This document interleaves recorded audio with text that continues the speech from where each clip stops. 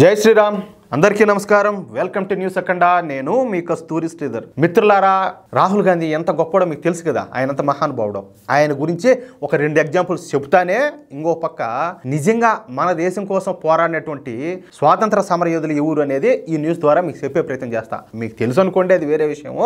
కొన్ని ఎగ్జాంపుల్స్తో సహా, ఏది నేనే కాదు మోడీ గారు కూడా చెప్పినారు. న్యూస్ మాత్రం చాలా బాగుంటుంది, ఎవరు కూడా మిస్ కాకండి, ఓకేనా.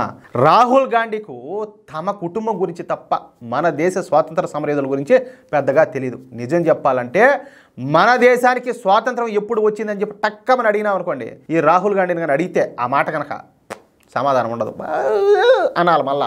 ఇది మళ్ళీ లేకపోతే పక్కన ఎవడన్నా చెప్పాలా, ఒరే స్వామి పలానా డేట్లో అయ్యిండ్రా అని చెప్పి పక్కన ఎవడన్నా చెప్పాలా, అట్టుంటుంది. ఒకవేళ ఈ స్వాతంత్ర సమరయోధులు ఏదో కొన్ని పేర్లు చెప్పండి అన్నామనుకో, ఏలా చెప్తాడు. ఇంకా మా తాత నెహ్రూ, ఇంకా ఇంకొక తాత వచ్చేసి మా మహాత్మా గాంధీ, వీళ్ళ పేర్లన్నీ చెప్తాడు. అవునా కాదా? న్యూస్ మాత్రం మామూలుగా ఉండదు, మిస్ అవ్వకండి, ఓకేనా. సరే, ఇంకా ఇది ఈ రాహుల్ గాంధీకు మన దేశంపై ఉన్నటువంటి అవగాహన, ఓకే.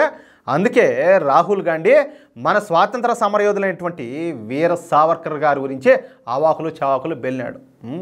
ఆయన పేరులోనే స్వాతంత్రం ఉన్నది, స్వాతంత్ర వీర సావర్కర్. అలాంటిది ఆయన గురించి ఈయన ఇట్టు మాట్లాడినాడు, అంత చులకనగా, అంత హేళనగా. ఇప్పుడు కూడా వీర సావర్కర్ గారి గురించి తక్కువ చేసి మాట్లాడుతున్నాడు.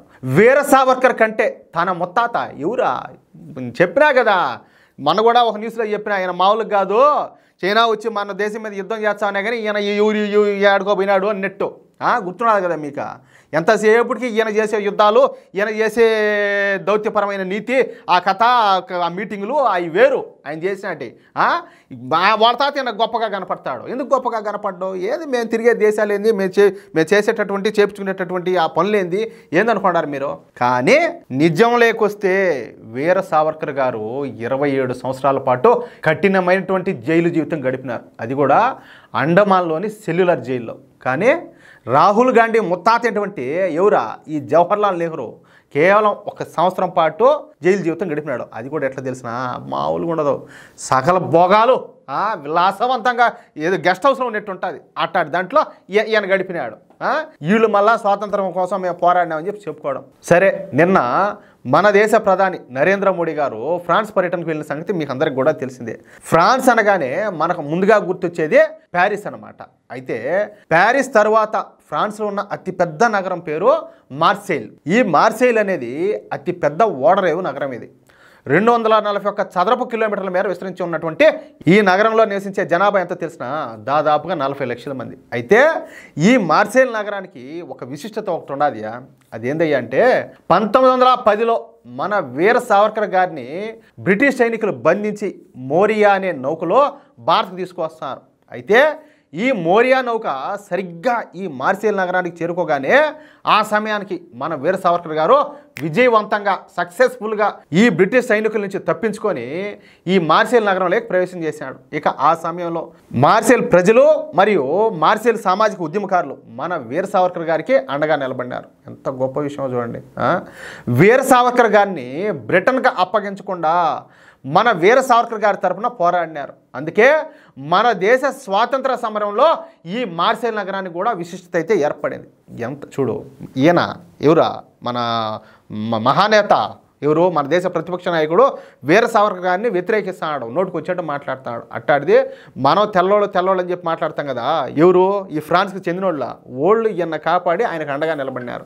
ఎవరు ఆ గొప్పోళ్ళ, ఒకసారి ఆలోచించండి. ఇకపోతే ఫ్రాన్స్ పర్యటనలో ఉన్నటువంటి మన ప్రధాని నరేంద్ర మోడీ గారు ప్రత్యేకంగా ఈ మార్సెయిల్ నగరానికి వెళ్ళి అక్కడ ఉన్నటువంటి వీర సావర్కర్ గారి విగ్రహానికి నివాళులు అర్పించారు. అంతేకాకుండా అక్కడ నెహ్రూ గురించో లేకపోతే గాంధీ గురించో మాట్లాడకుండా మన వీర సావర్కర్ గారి గురించి మాట్లాడుతా వీర సావర్కర్ గారి గొప్పతనాన్ని ఈ మార్సెయిల్ ప్రజలకు మరోసారి అందరికి కూడా వివరించి చెప్పినారు. అంతేకాకుండా వీర సావర్కర్ గారిని 1910లో బ్రిటిష్ సైనికులకు అప్పగించకుండా వీర సావర్కర్ గారి తరఫున పోరాడినటువంటి ఈ మార్సెయిల్ ప్రజలకు, అదేవిధంగా ఈ సామాజిక ఉద్యమకారులకు ప్రధాని మోడీ గారు ప్రత్యేకమైనటువంటి ధన్యవాదాలు తెలియజేశారు. ఫైనల్గా మా దేశ నిజమైన స్వాతంత్ర సమరయోధుడు వీర సావర్కర్ గారే అని ప్రధాని మోడీ చెప్పినారు. అంతేకాకుండా వీర సావర్కర్ గారి పేరు మీద ఈ మార్సెయిల్లో భారతీయ ఎంబసీను ప్రధాని మోడీ గారు ప్రారంభించడం మరొక విశేషం. బాబా వాహ్ వాహ్.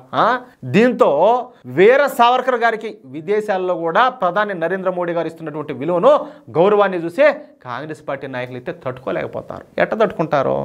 ఎంతసేపటికి మన దగ్గర అదే చదివిపించారు. ఈయన ఇదే మరి ఘోరమయ్యా స్వామి. ఏదే ఈ చిల్డ్రన్స్ డే వచ్చేది, ఆయనకు పిల్లవాళ్ళు అంటే ఇష్టం అంట, ఆయన పువ్వు పెట్టుకొని తిరుగుతానే అంట. ఇది మనం ఎరు పుష్పాలం అన్నట్టు.